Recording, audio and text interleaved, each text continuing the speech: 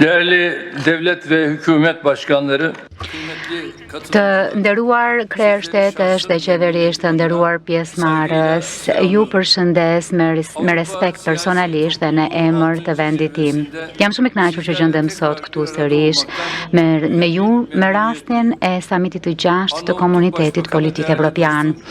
Do doja të falenderoja kryeministrin e Shqipërisë, mikun tim të dashur Edi Rama dhe të gjithë ata që kanë kontribuar për organizimin e këtij samiti. Jemi mbledhur bashkë të diskutojmë një vizion të ri që do të ripërcaktoj kontinentin ton. Tashmë më shumë se kurrë është e rëndësishme që ne të veprojmë të bashkuar me bazën e bashkëpunimit dhe të orientuar nga fryma e veprimit përbashkët. Për të tejkaluar krizën e besimit në arenën ndërkombëtare, është e nevojshme që të krijohet një arkitekturë drejtë dhe gjithëpërfshirëse globale qeverisjes. Ky transformim, i cili do të bazohet në parimet e pandashmërisë, sigurisë e një ndarje më të barabartë të prosperitetit, duhet pikë së pari të nisë në shtëpinë tonë, në kontinentin evropian.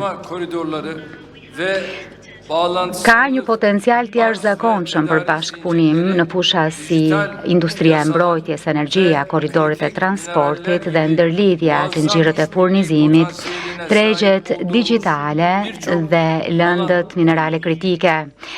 Janë shumë fusha pra ku ne mund të bashkëpunojmë. Në këto kohë kritike, kur diskutojmë të ardhmen e sigurisë evropiane, përpjekjet e bashkimit evropian për të zhvilluar industrinë e saj të mbrojtjes janë vërtet të dobishme. Ne besojmë po kështu që këto përpjekje duhet të përfshinë edhe aleat që nuk janë antarë të bashkimit evropian në mënyrë të tillë që të mos ndikojë apo të kryejë rolin thelbësor të NATO-s. Në fakt, me këtë lloj ideje do të ishte në interes më të mirë të sigurisë evropiane. Shumë luftra e konflikte në të shkuarën në Europë na kanë treguar se për çështje jetike si mbrojtja dhe siguria, nëse përçahemi, bëhemi më të dobët, e në qoftë se bëhemi bashkë, bëhemi më të fortë. Miq të shquar, ndërkohë që marrim në konsiderat ardhmen tonë të përbashkët, duhet padyshim të konsultohemi për hapat që garantojnë sigurinë tonë ekonomike.